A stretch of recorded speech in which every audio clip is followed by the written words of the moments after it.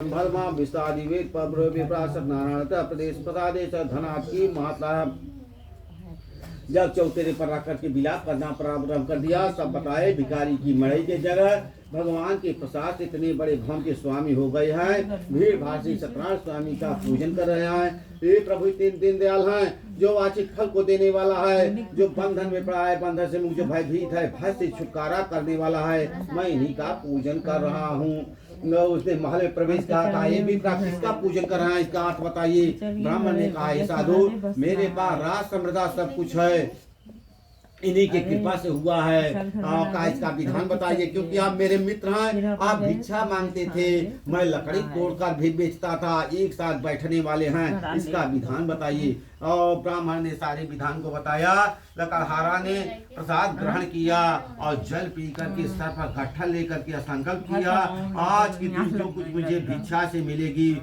उसी से, जिसी लकड़ी बेचने से मिलेगी उसी से मैं सत्यनारायण स्वामी का पूजन करूंगा। ऐसा संकल्प करके चल दिया। जा पर कृपा हो राम की, ता पर कृपा करे सब कोई। उस दिन देवताओं की इसी कृपा हुई। जाके घानी बुलाकर लकड़ी का दाम दूना दे दिया। उसने प्रसन्न भाव से केले का फल, गाय का दूध, गेहूं का आटा, शक्कर घर को लौटा और ब्राह्मणों बंधुओं को बुलाकर धर्म तत्पर होकर सत्यनारायण स्वामी का पूजन किया।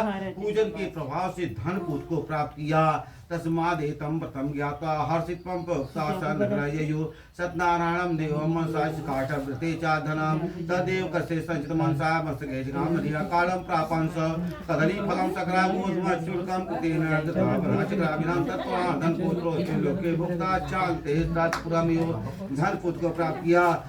इस लोक में सुख भोग अंत में सद्गुण गया। इनको कोई काल कहता, इष्ट कहता, कलयुग के विश्व भगवान है, नाना प्रकार के रूप धारण करने वाले हैं।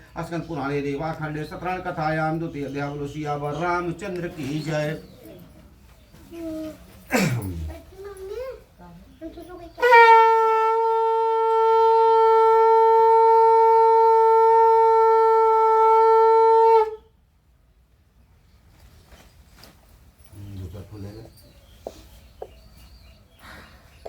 सूतवाच प्रवचामि सुरमुनिर्तमा पुरा महामते जतन्ने सदावदेव प्रणयकं दोषदे भार्यात शुद्धा जसरोज वंदना जति भद्रशीला नदी शतशुर्तवा सिद्धनाधो आर्यावग्नट के परिवार नाश संसातनिज्ञ प्रदीवन विश्वास रोग विनाशकं साधु किमिदं कुसेरा जगदेशा प्रकाशन तस्सच्छोद सामृत राजा पूजन साधु विष्टेरं सर्जने पुजात कामं उपजवसना। चोलामुख नाम के राजा थे सकाव, एक ही व्रत एक ही नेमा काय वचन का क्रिया संध्या। उसने चोलामुख राजा के साथ सत्यनारायण स्वामी का पूजन कर रहे थे। उसी समय साधु नाम का एक वैश्य नौका पर बहुत धन लादे स्थान पहुंचा और भद्रशिला नदी के किनारे खड़ा करके राजा से पूछा, हे राजा आप किसका पूजन कर रहे हैं, पूजन का अर्थ बताइए। राजा ने कहा, हे साधु मेरे पास राज समृद्धा सब कुछ है, परंतु पुत्र नहीं है। पुत्र के कामना के लिए मैं सत्यनारायण स्वामी का पूजन कर रहा हूँ। ये प्रभु तीन दिन दयाल हैं, जो वांछित फल को देने वाला है, जो बंधन में पड़ा है बंधन से मुक्त करने, जो भयभीत है भय से छुटकारा करने वाला है। इनके कृपा से मैं इनकी पूजा कर रहा हूँ। का इसका विधान बताइए, क्योंकि मेरे भी पास राज संप्रदा सब कुछ है, परंतु पुत्र नहीं है। पुत्र के कामना के इस व्रत को मैं भी करूंगा, इसका विधान बताइए। राजा ने सारी विधान को बताया। बनिया ने व्यापार से निवृत्त होकर के घर को लौटा। लीलावती से कहा, हे प्रिय मैं चोलामुख राजा के रूप से पुत्र को व्रत को सुनकर आया हूँ, जो कि पुत्र को देने वाला है। लीलावती ने कहा, स्वामी कल प्रातः काल इस व्रत को किया जाए। पुत्र ठीक है, अगर पुत्र भी हो जाए तो मेरी बाज की नाम खत्म हो जाए। कहा अभी धन व्यर्थ खर्च करने की जरूरत नहीं है, कोई संतान होने पर व्रत को किया जाएगा। ऐसा कह करके बनिया ने पुनः व्यापार के लिए चल दिया। भगवान की कृपा से लीलावती गर्भवती हो गई। 10वें मास से कन्या उत्पन्न हुई। वह कन्या जिस प्रकार के शुक्ल पक्ष की चंद्रमा कला कला से बढ़ती है, उसी का से वह कला कला बढ़ने लगी। उसका नामकरण कलावती रखा गया।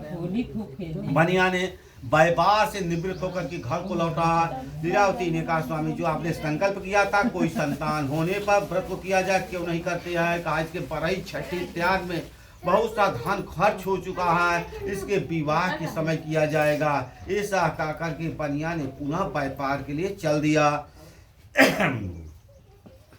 नाव संसा तंत्रे जगाम नृपति पतिरिष्ट्वा स भूपम च प्रणीतं सा दुर्वाच किं दं कुशे राजन् भक्षते सा प्रकाशं तस्सच्युतविच्छान्तां प्रराजवाच कृते साधु विष्टिलं सर्वजने साधु पुत्रादिकामा भूपज्वसनाम् भूपज्वसन सिद्धा सौता साधु प्रवासादं सर्कथं मेरातोदितं महवजाते दं द्राणि सानन्दग्निमागते भार्य कथं सन्त